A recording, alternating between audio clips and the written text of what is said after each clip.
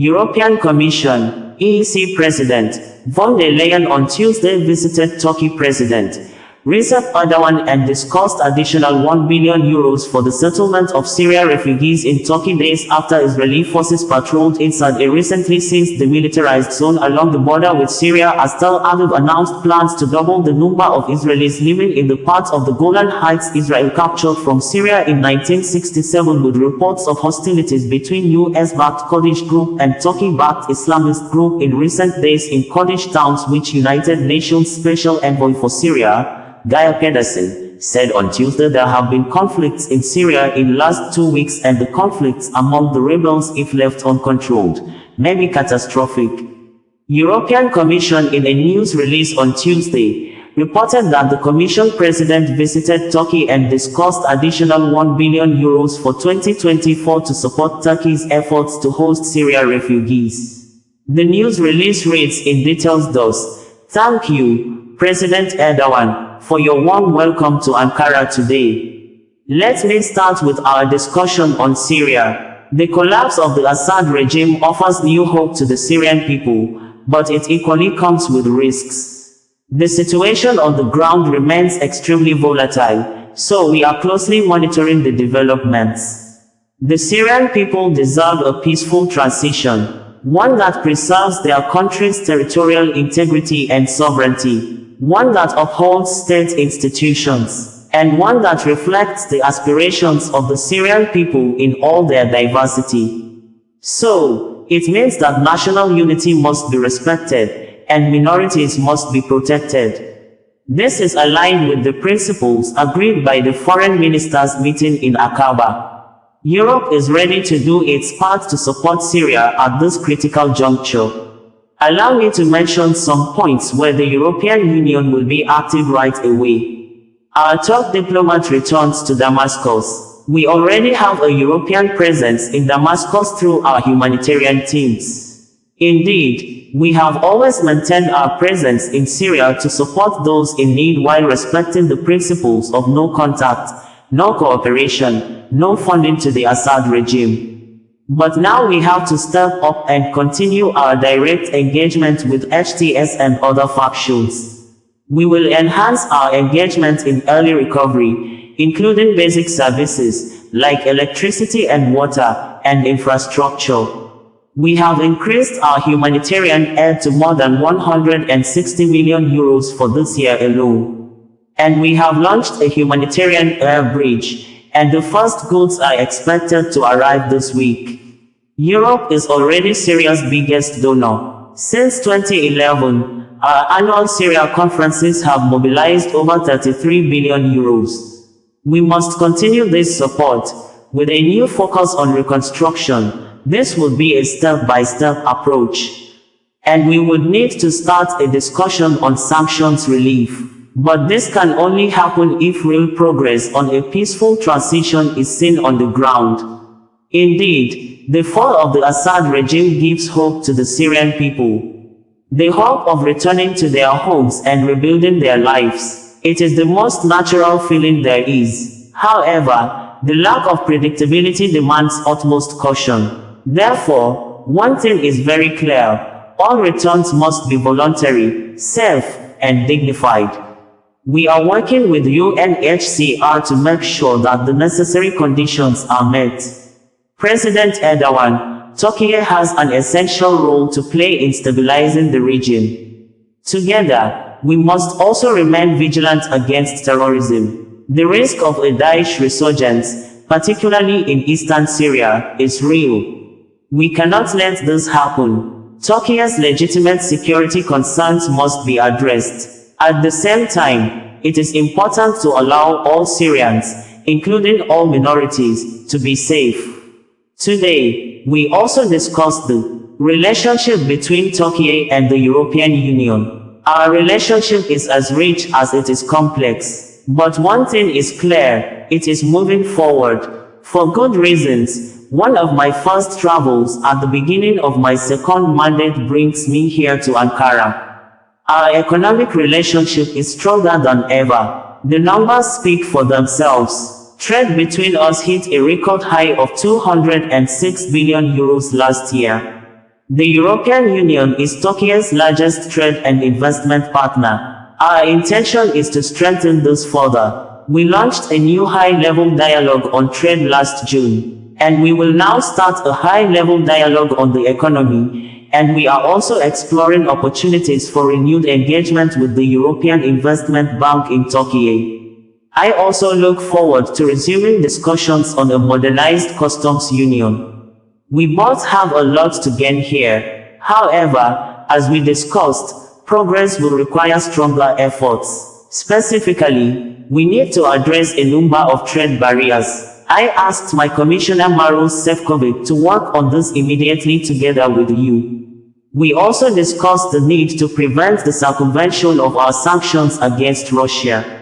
And of course it is also important to re-establish talks with Cyprus within the UN framework. I want to acknowledge that Turkey has consistently shouldered the responsibility of hosting millions of Syrian refugees over the years. And we have stood by you in this effort.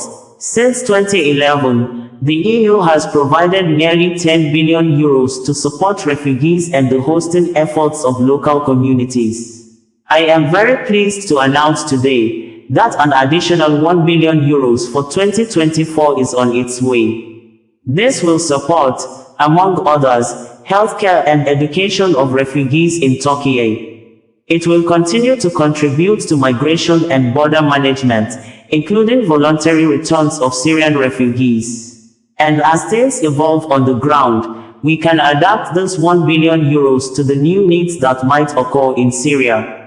Turkey continues to be a key partner in managing migration along the Eastern Mediterranean route.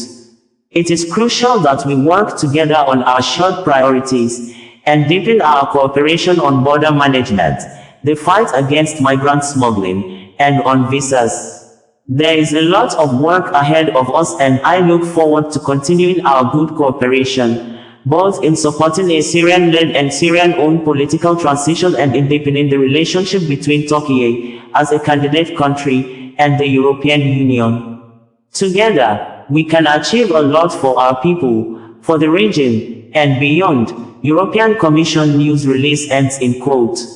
Reuters on Tuesday reported that an international war crimes prosecutor said evidence from mass graves in Syria exposed a state-run machinery of death under toppled leader Bashar al-Assad, with over 100,000 tortured and murdered since 2013. Speaking after visiting two mass grave sites in the towns of Qutaifa and Najaf near Damascus, former U.S. War Crimes Ambassador at Large, Stephen Rapp told Reuters, "We certainly have more than 100,000 people that were disappeared into and tortured to death in this machine. I don't have much doubt about those kinds of numbers given what we've seen in these mass graves. We really haven't seen anything quite like this since the Nazis," said Rapp, who led prosecutions at the Rwanda and Sierra Leone war crimes tribunals and is working with Syrian civil society to document war crimes evidence and is helping to prepare for any eventual trials. From the secret police who disappeared people from their streets and homes, to the jailers and interrogators who starved and tortured them to death, to the truck drivers and bulldozer drivers who hid their bodies, thousands of people were working in the system of killing, Rapp said. Adding, "We are talking about a system of stealth terror, which became a machinery of death." AFP also reported on Tuesday that a UN envoy has warned that Syria's protracted conflict has not ended yet, even as victorious Islamist-led rebels stepped up contacts with governments that deemed ousted President Bashar al-Assad a pariah.